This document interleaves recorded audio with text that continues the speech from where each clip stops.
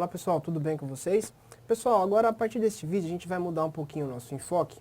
Agora a gente vai falar de alguns aspectos que são muito cobrados em provas, tá? Sobre o que a Constituição da República prevê acerca de matéria orçamentária, tá? Em torno de tudo isso que tem a ver com AFO, tá? Vocês vão ver que o enfoque que as bancas dão para a Constituição quando cobram AFO, né, nas provas de concurso público é bastante grande, tá? Então é muito importante que vocês realmente tentem conhecer ao máximo possível, até quem sabe memorizar vários desses dispositivos constitucionais, né, artigos, incisos tal, da Constituição que eu vou mostrar para vocês, tá? As bancas cobram muito isso, né, então a Constituição, o conhecimento da Constituição é super importante para vocês na prova de AFO, tá?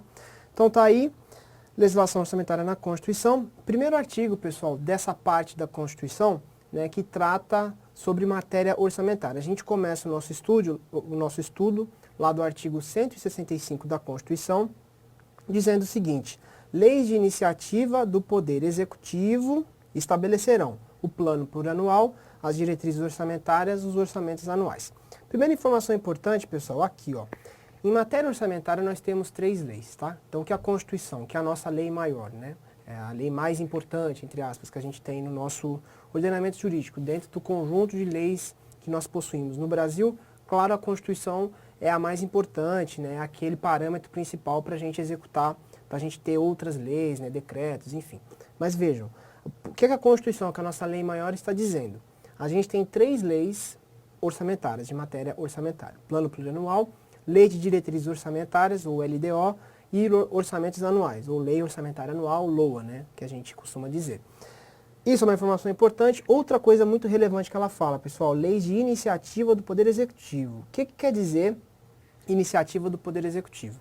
Quer dizer que, embora as leis são produzidas, obviamente, por aprovação, por votação do Poder Legislativo, quando fala que a iniciativa é do Poder Executivo, isso quer dizer o seguinte: o projeto de lei, né, que vai ser apresentado junto à Casa Legislativa, no caso aqui, estamos falando em âmbito nacional, Câmara dos Deputados, né?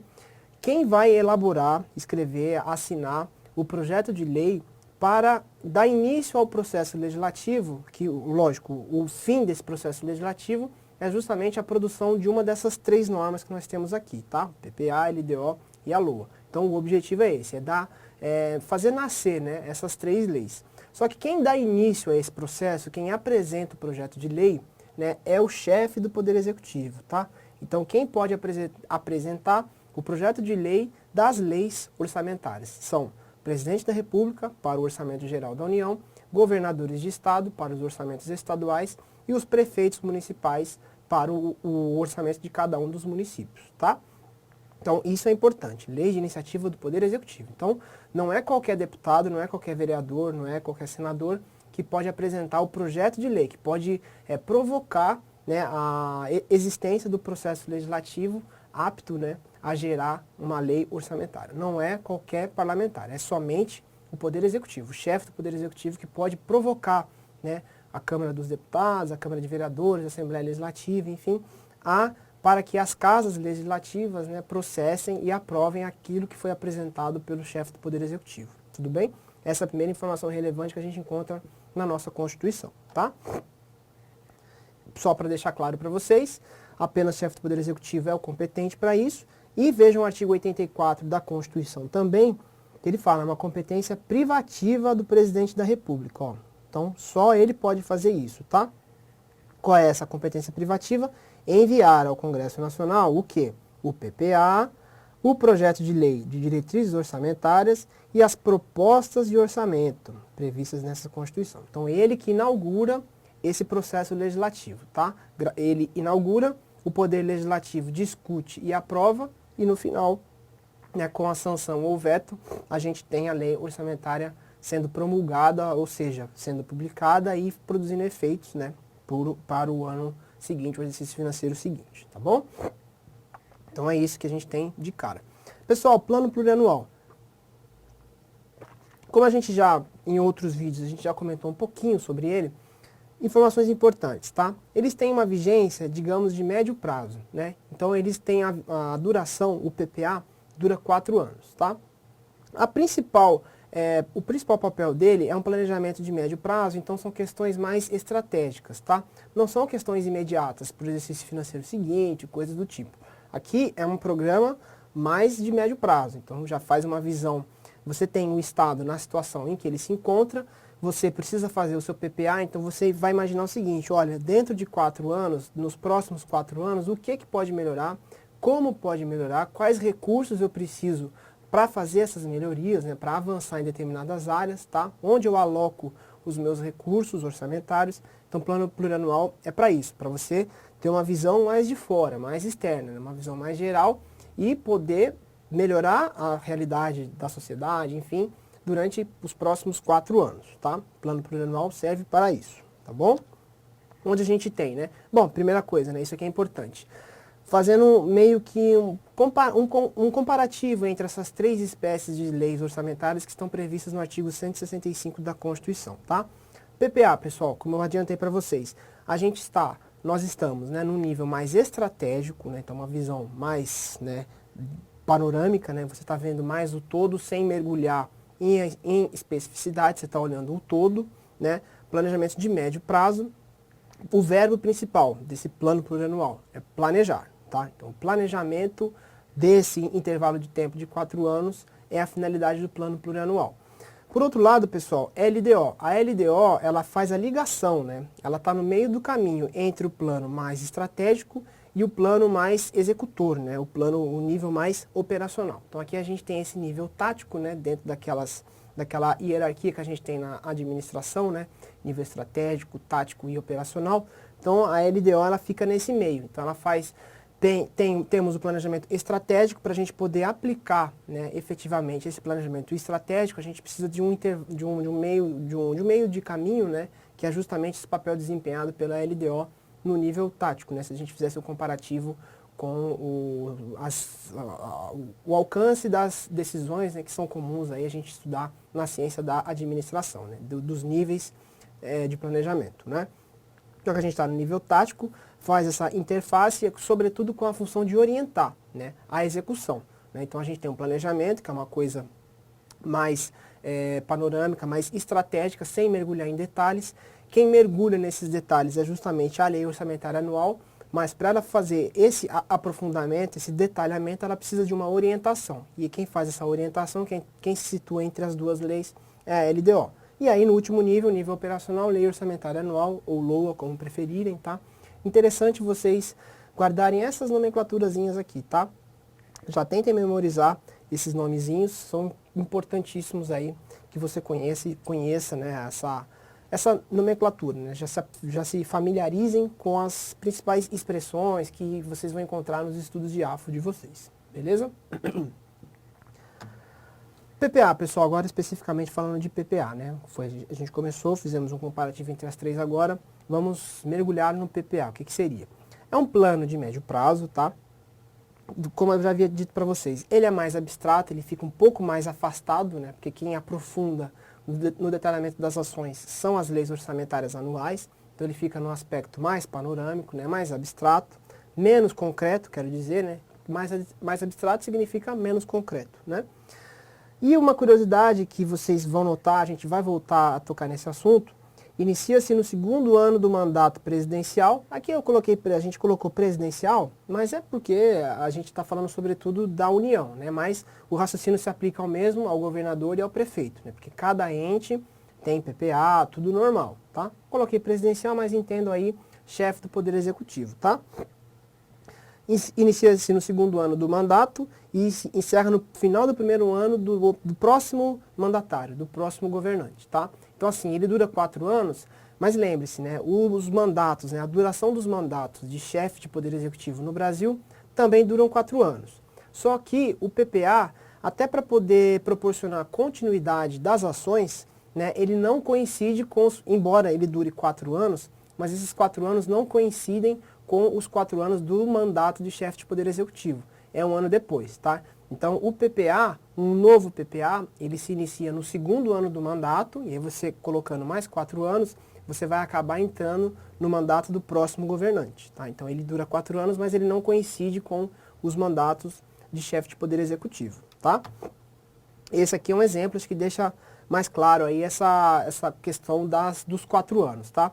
Atualmente, no momento que a gente grava esse vídeo, 2017, então está em vigência em todos os governos de estado e nível nacional, né? Lembre-se que eleições para presidente e para governador, elas acontecem simultaneamente, prefeitos e vereadores é um outro momento, né? Então aqui, para nível estadual, para nível nacional, o que a gente tem atualmente em vigência é um plano plurianual que vai, né, de 2016 a 2019. Né? A partir de 2020 a gente precisa de um novo plano plurianual. Então tá aí de 2016 a 2019 e claro, né, a gente tem um PPA e cada PPA vai ter 4 LDOs e 4 LOAs, né?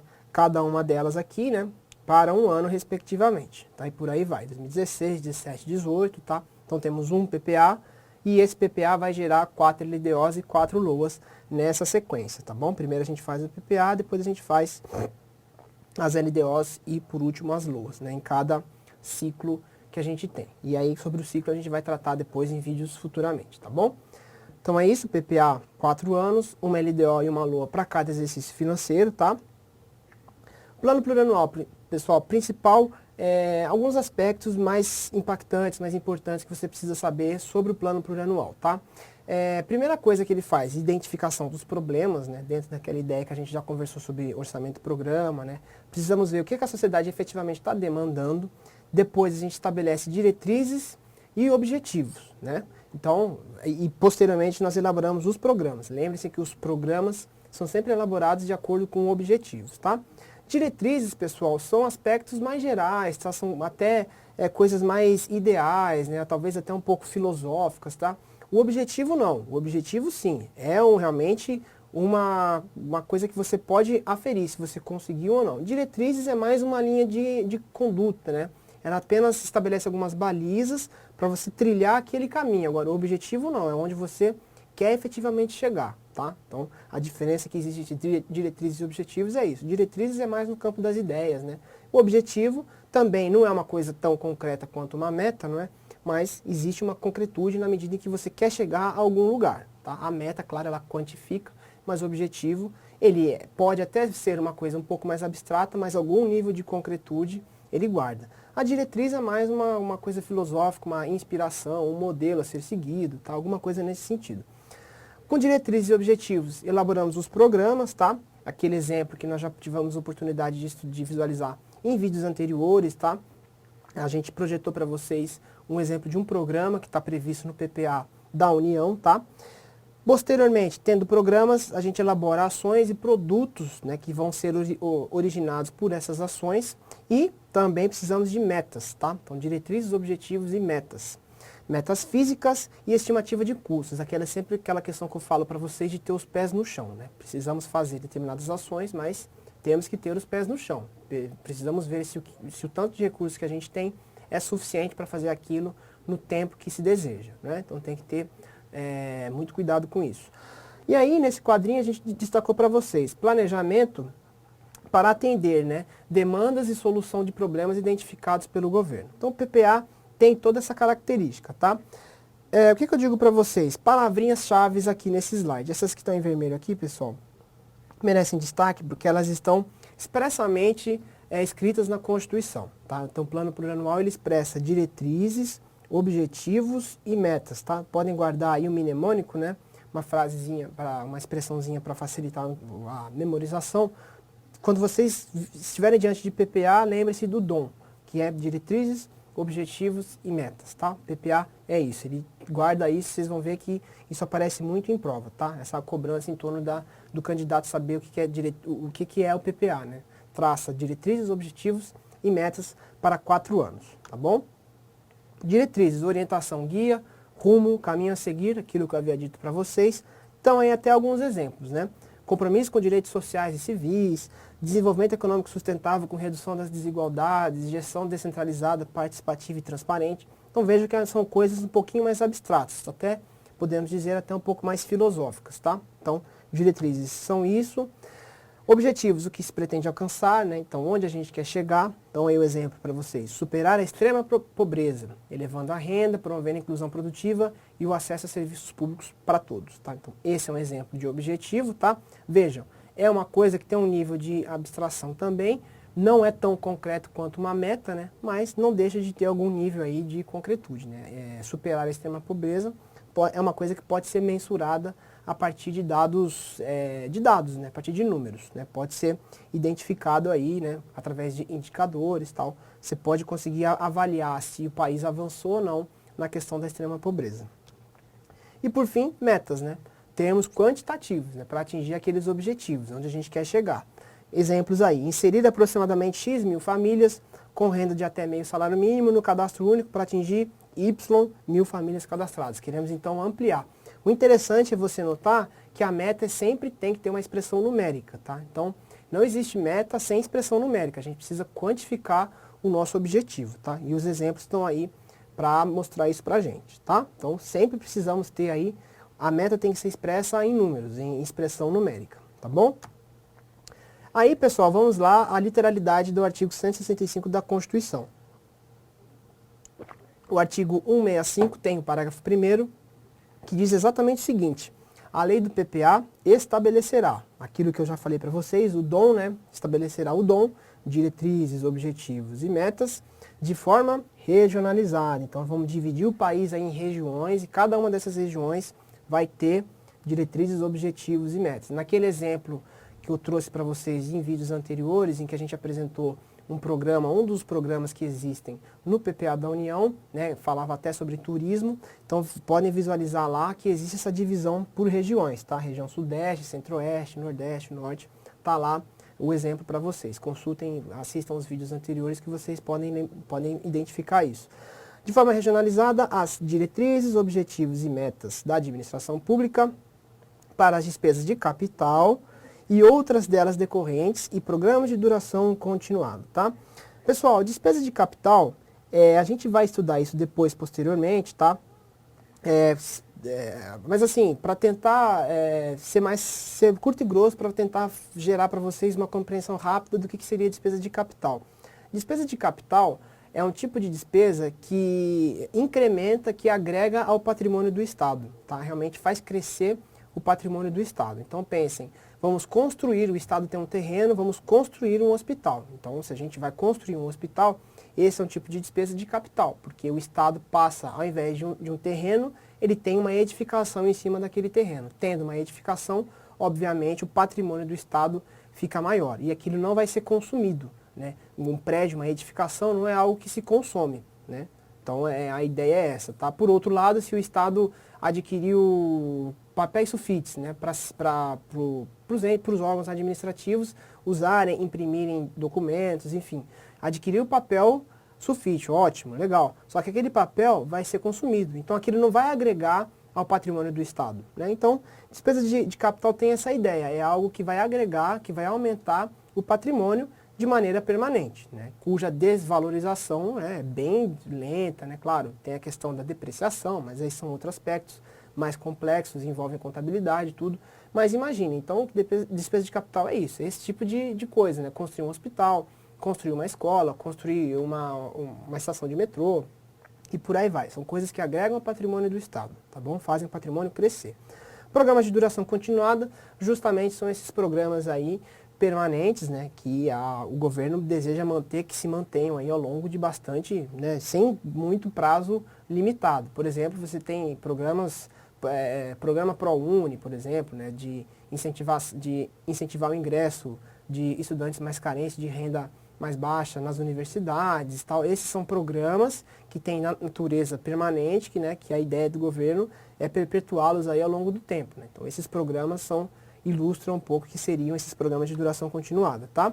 Tá aí, pessoal, só para vocês, só para passar rapidamente, já conversamos disso. Despesas de capital são investimentos, via de regra, né?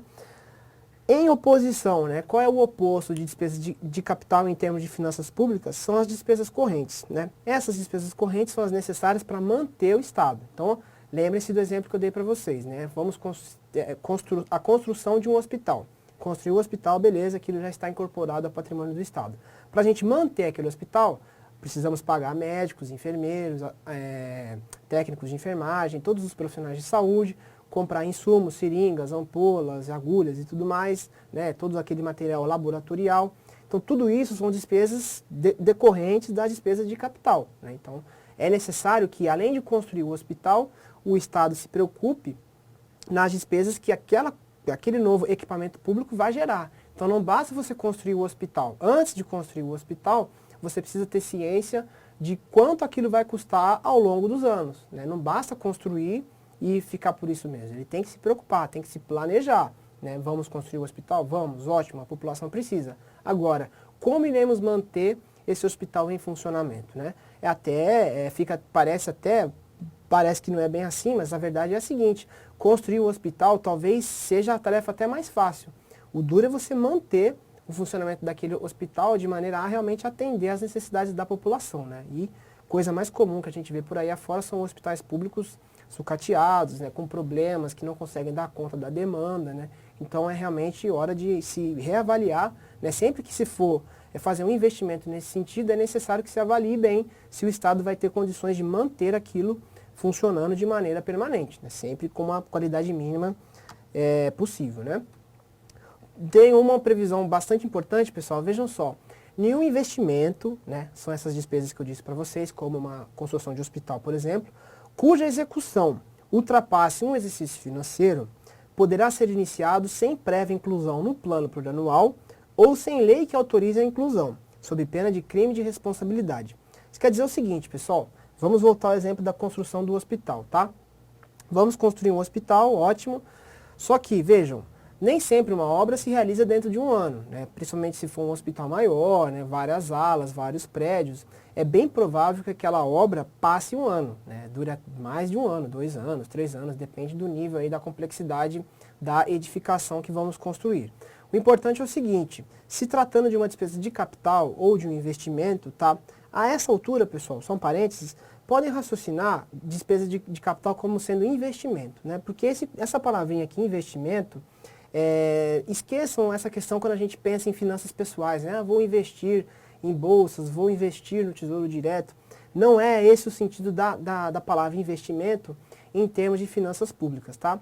Investimento tem muito o viés da questão da despesa de capital. Então, o investimento é uma compra que a administração pública faz, né? Ou então um serviço, uma obra que ela faz em algo que vai agregar ao patrimônio, tá? Então, investimento é isso, é fazer esse acréscimo de patrimônio relevante em algo que vai ser permanente, que vai durar aí ao longo dos anos, tá? Então, investimento é isso. Esqueça essa questão de investir em bolsa de valores, não é isso, tá? Investimento é nesse sentido de despesa de capital, tá bom? Então, veja, vamos construir o hospital, né? Pode durar 2 anos, por exemplo.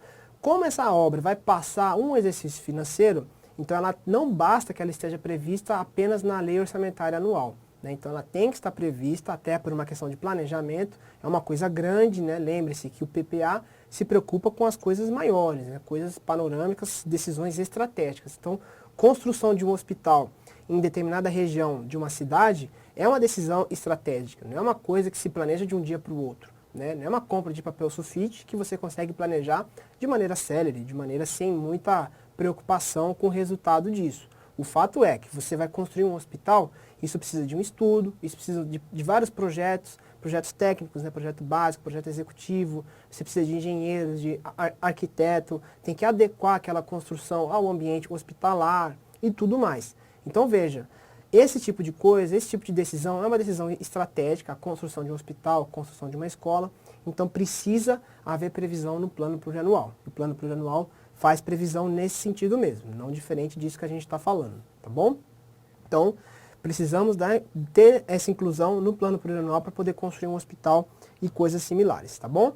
Aí, pessoal, eu até comentei com vocês, né, que havia no outro vídeo, mas tá aí nesse slide novamente para vocês o exemplo que eu dei para vocês. Notem aqui, ó, acho que até o próximo slide, essa questão da regionalização, né, que eu enfatizei com vocês há pouco tempo, olha só, como no PPA existe aí uma regionalização das metas, né? Então, isso aqui é bacana de você, a partir da teoria, tentar visualizar um pouco na prática, talvez a sua compreensão fique um pouquinho melhor. Então, esses slides aqui reforçam e ajudam a sua compreensão sobre esse assunto, tá? Aí, pessoal, PPA, né, os planos e programas nacionais, regionais e setoriais previstos nesta Constituição serão elaborados em consonância com o Plano Plurianual e apreciados pelo Congresso Nacional. E é isso que eu falei para vocês, né? Lembre-se, eu citei como exemplo aqueles programas de duração continuada, né? São coisas desse tipo, ó, ProUni, Minha Casa Minha Vida, Mais Médicos, Mais Saúde, né? Acho que Mais Médicos, né?